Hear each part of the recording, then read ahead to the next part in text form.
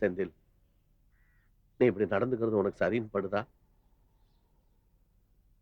இதெல்லாம் குடிச்சா கவலை போகும்னு உங்ககிட்ட யார் சொன்னது? 2 வருஷம் பழகுன பொண்ணு கிடைக்கலன்னு நீ குடிக்கிறியே. 20 வருஷம் தூக்கி வளர்த்த பிள்ளைங்களுக்கு கிடப்பானோன்னு கவலை வந்துருச்சு. அத மறக்கிறதுக்கு நானும் உங்க அம்மா குடிச்சா நீ தாங்கிக்குவியா? நான் குடிக்கட்டுமா? ஆ?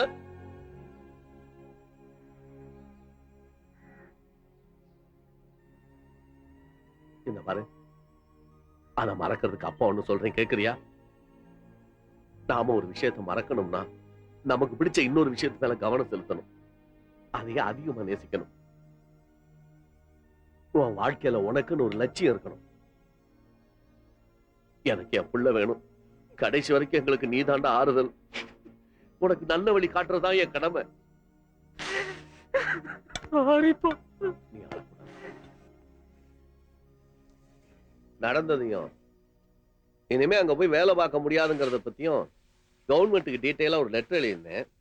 அது விஷயமா ஒரு என்கொயரி இருக்கு. நான் போய் பார்த்துட்டு வந்துடுறேன். டிஃபன் சாப்பிட்டு போங்க. ஆ. ஆயிடுச்சம்மா? ரமணா சார், யாரோ ஒருத்தர் வந்திருக்காரு. கேரளால இருந்து வந்திருக்காராம். வந்து யாருன்னு பாருங்க. கேரளாவில் இருந்தா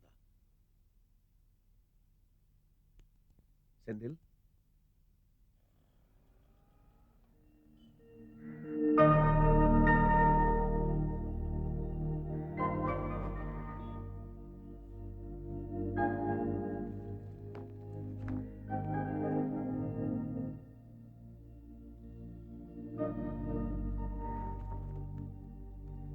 லத்திகா பேசி கொடுத்துருக்கா, கேளு.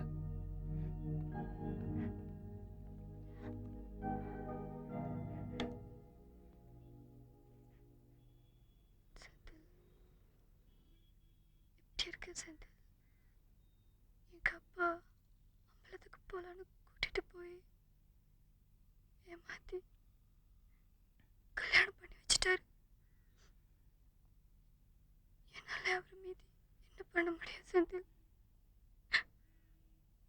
எங்க அப்பாவோட சதி முன்னாடியே தெரிஞ்சிருந்தா நான் உன் கூட ஓடி வந்திருப்பேன். இனிமே அது முடியுமா? சத்து கூட போயிடலான்னு முயற்சி பண்ண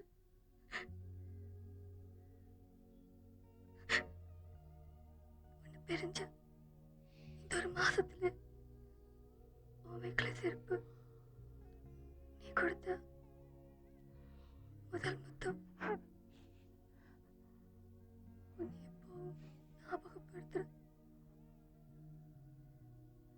இந்த மூக்குத்தி என்னை எப்பவும் கவனிக்கிற உன் கண்கள் நின்ற ஓர்மகள் என்ன கஷ்டப்படுத்திட்டே இருக்கு சந்தி. நான் படுற கஷ்டத்தை நீயும் தானே படுவேன். அது அதை நினைச்சுதான் எனக்கும். ஆனா என்னை பத்தி கவலைப்படாம நீ எதிர்காலத்தை பற்றி யோசிக்கணும். நீ எங்க இருந்தாலும் சந்தோஷமா இருக்கணும். நீ சந்தோஷமா இருக்கணும் தான் நானும் பிரார்த்தனை பண்ணிக்கிட்டே இருப்பேன்.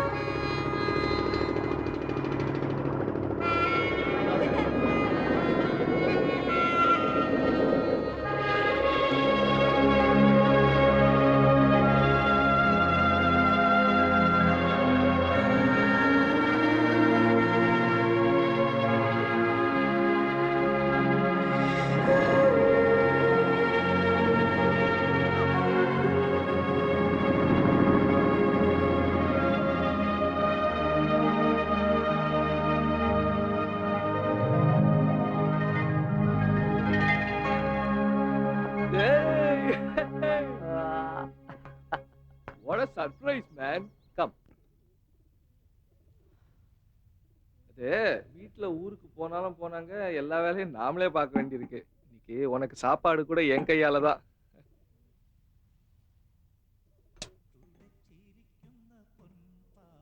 அத்திகா அப்படி இருக்கா? நீ இன்னும் மறக்கலையா?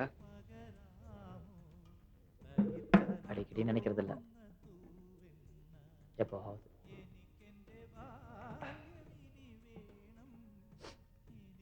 நல்லா இருக்கல்ல? நல்லா இருக்கா? அவளுக்கு என்ன? என்னை பத்தி விசாரிப்பாளா? நான் உன்னை கோயம்புத்தூர்ல பார்த்துட்டு வந்தேனே, அப்பதான் அடிக்கடி கேட்பா. அப்புறம் அப்படியே விட்டுட்டா. நானும் இப்பெல்லாம் ஜாஸ்தி அவளை பார்க்க முடியறதில்ல. எப்போவாது கோயில் பக்கம் போகும்போது பார்ப்பேன். கோயம்புத்தூர்ல நீ இருந்ததுக்கும் இப்ப நீ இருக்கிறதுக்கும் எவ்வளவு சேஞ்சஸ்ல. அட்வர்டைசிங் கம்பெனி, வசதி, சொசைட்டில நல்ல பேரு. குட். காலம் ஒரு மனுஷனை எப்படிலாம் மாத்திருது பாத்தியா? எப்படிப்பட்ட துயரத்துக்கும் காலத்துக்கிட்ட மருந்து இருக்குன்றது இதான். என்னடா வந்ததுல இருந்து சீரியஸா மெயில் பண்ணிட்டு இருக்க? யாருக்கு? திவ்யாக்கு.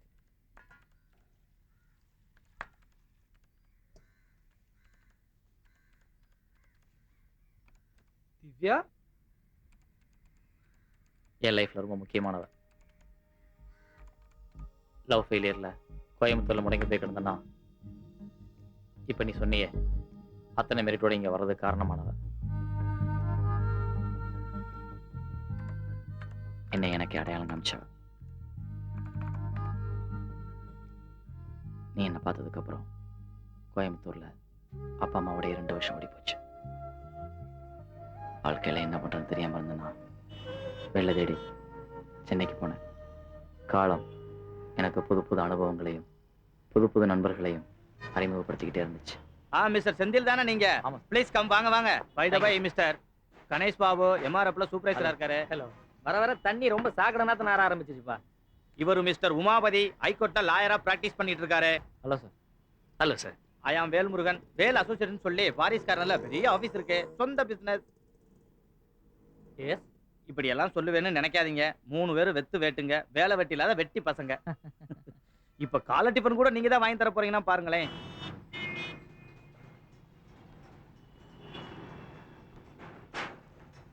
வேலை இல்லை என்ற குரலும் வறுமையும் என்ன துரத்த ஆரம்பிச்சிச்சு. நாங்களே பஞ்ச பரதேசியா தெரியுறோம், இதுல தர்ம வேறையாக்கும்.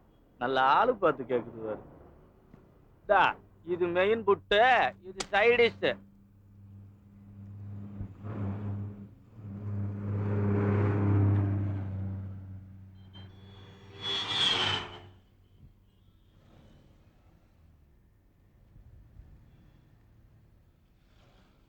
செந்தில்,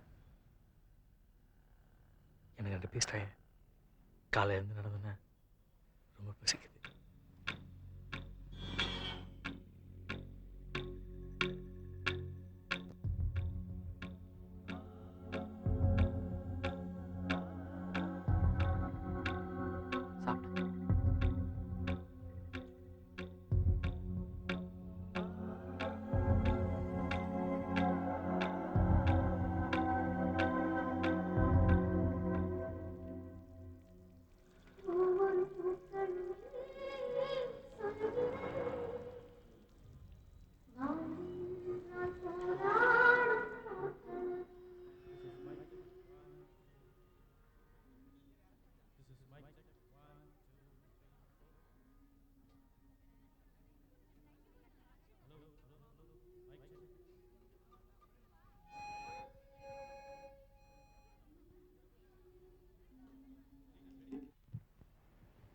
படிச்சு பாரு,